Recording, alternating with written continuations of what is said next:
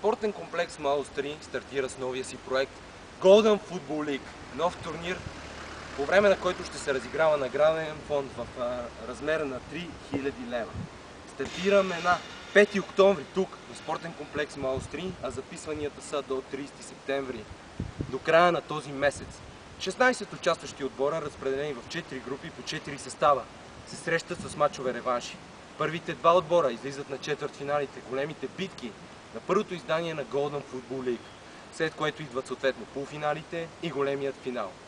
По време на него ще се разиграва и наградния фонд 3000 лева, 2000 за шампиона и 1000 утешителна награда за заелият второ място състав. Освен това сме приготвили и много други приятни изненади, анимации и шоу-програма за всеки един кръг.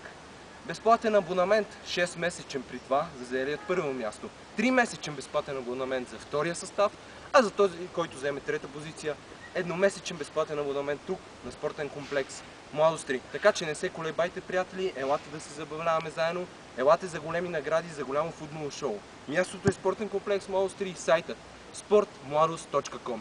Там може да научите и повече информация за турнира. Стартираме го съвсем скоро. Припомням, 5 октомври, а записанията са до 30 септември. Така че е време за шоу, време за голове.